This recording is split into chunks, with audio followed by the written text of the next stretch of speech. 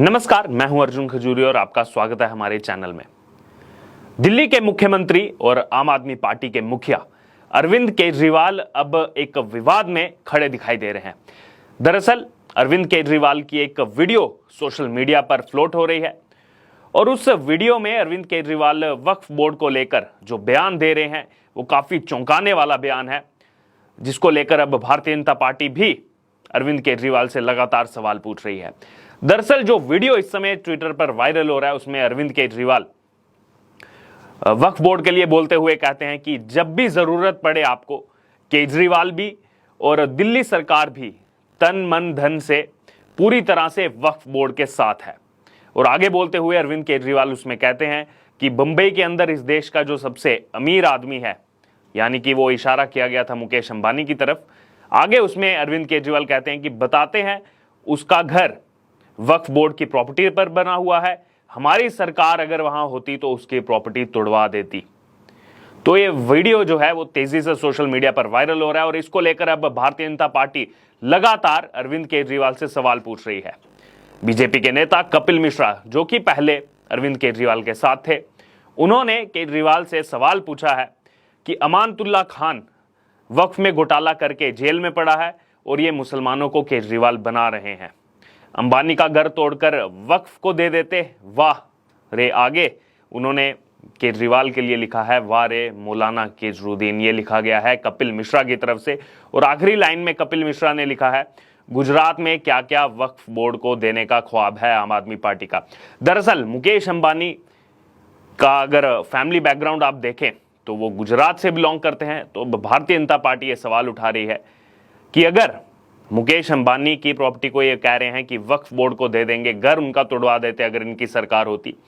तो गुजरात में जो ये इतनी कोशिश कर रहे हैं वहां पर वोट पाने की, तो गुजरात में क्या क्या तोड़वाने की साजिश है आम आदमी पार्टी की। दरअसल अमानतुल्लाह खान का यहां पर नाम लिया जा रहा है क्योंकि कुछ दिन पहले ही अमानतुल्लाह खान को गिरफ्तार किया गया, हिरासत में लिया गया है। वो भी वक्फ बोर्ड में जो नियुक्तियां हुई उसमें गलत तरीके से, अवैध तरीके से उन नियुक्तियों को किया गया और अमानतुल्लाह खान ने अपने खास लोगों को उसमें भर्ती किया, क्योंकि जो दिल्ली वक्फ बोर्ड है उसके चेयरमैन हैं अमानतुल्लाह खान, जो आम आदमी पार्टी के विधायक हैं। और एंटी करप्शन ब्यूरो ने उन पर शिकंजा कसते हुए अभी जो है रेड करने के बाद उनको हिरासत में लिया है अमानतुल्लाह खान को। लेकिन अरविंद केजरीवाल की तरफ से कुछ भी नहीं उससे रिलेटेड कहा जा रहा। बार बार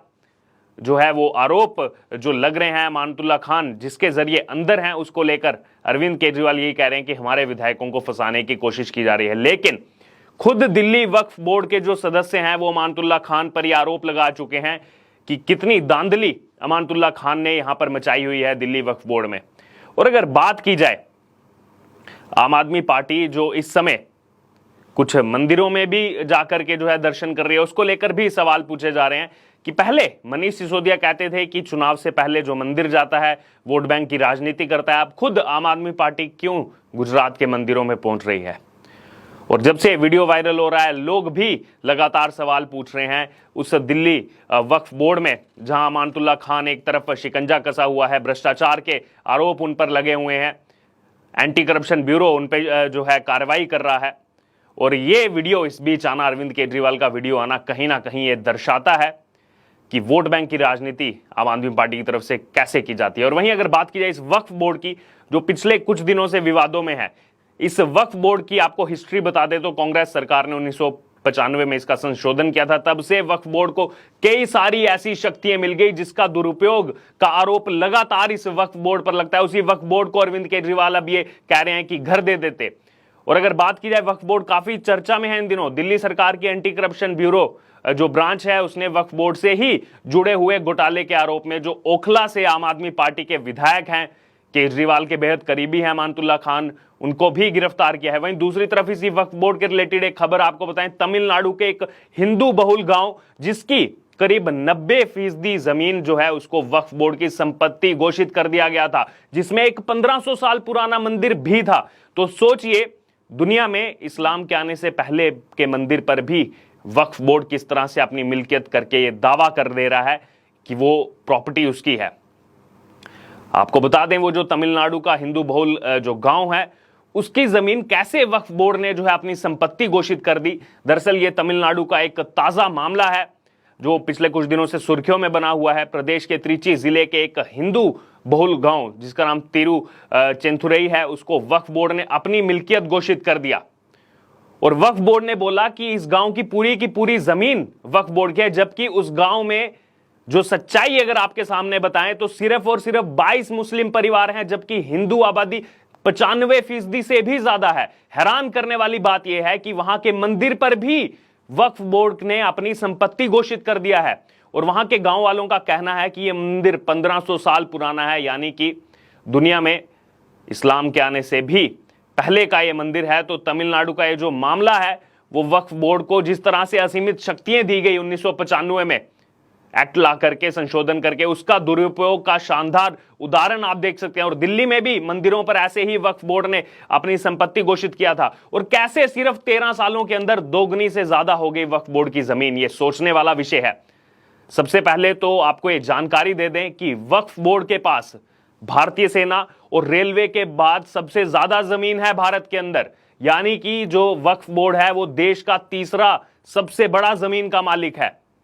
वक्फ मैनेजमेंट सिस्टम ऑफ इंडिया के मुताबिक आपको बता दें कि इस देश के सभी वक्फ बोर्डों के पास कुल मिलाकर इस समय 8,54,509 संपत्तियां हैं, जो कि 8 लाख एकड़ से भी ज्यादा जमीन पर फैली हुई हैं। और वहीं सेना के पास करीब 18 लाख एकड़ जमीन पर संपत्तियां हैं, जबकि रेलवे की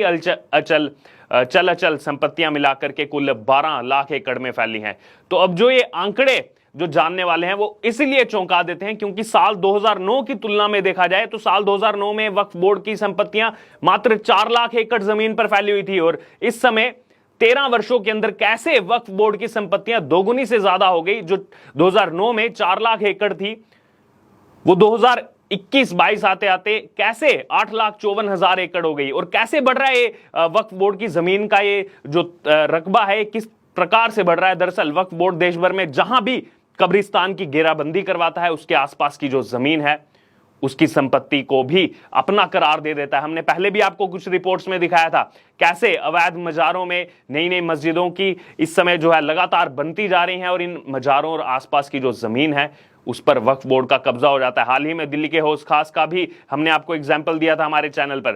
क्योंकि 1995 का जो वक्फ एक्ट है वो ये कहता है कि अगर वक्फ बोर्ड को लगता है कि कोई भी जमीन वक्फ की संपत्ति है तो यह साबित करने की जिम्मेदारी उसकी नहीं होगी। यानी कि वक्फ अगर बोल दे हमारी जमीन है, वो उसकी जिम्मेदारी नहीं है उसको साबित करना, जमीन के असली मालिक की यह जिम्मेदारी होगी कि वो बताए कि कैसे उसकी जमीन वक्फ की नहीं है।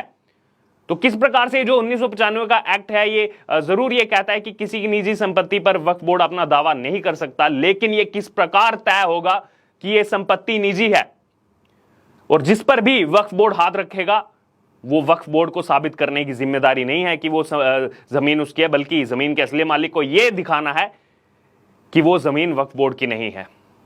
तो उसका फायदा हमेशा से वक्फ बोर्ड लेता है, सारे कागज और सबूत लोगों को देने पड़ते हैं जो अब तक उसका दावेदार रहा है। और ये कौन नहीं जानता कि इस देश में कई परिवारों के पास जमीन के पुख्ता कागज नहीं होते हैं, वो बरसों से उनके पूर्वजों की वो जमीन रहती है और वक्फ बोर्ड इसी चीज का फायदा उठाता है, क्योंकि वक्फ बोर्ड को जमीन पर कब्जा करने के लिए किसी भी तरह का कोई कागज नहीं देना है। और ये केजरीवाल उसी के नाम पर राजनीति कर रहे हैं कि वक्फ बोर्ड को अंबानी की संपत्ति दे देंगे और वहीं किसी भी संपत्ति को वक्फ की संपत्ति बता दिया जाता है तो आप उसके खिलाफ कोर्ट भी नहीं जा सकते, आपको वक्फ बोर्ड से ही गुहार लगानी होगी। वक्फ बोर्ड का जो फैसला आएगा अगर वो आपके खिलाफ आया तब भी आप कोर्ट में नहीं जा सकते, तब आपको वक्फ ट्राइब्यूनल में जो है आप जा सकते हैं।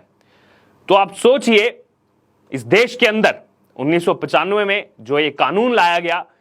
इसके बाद से वक्फ बोर्ड ने कैसे इस कानून का फायदा उठाया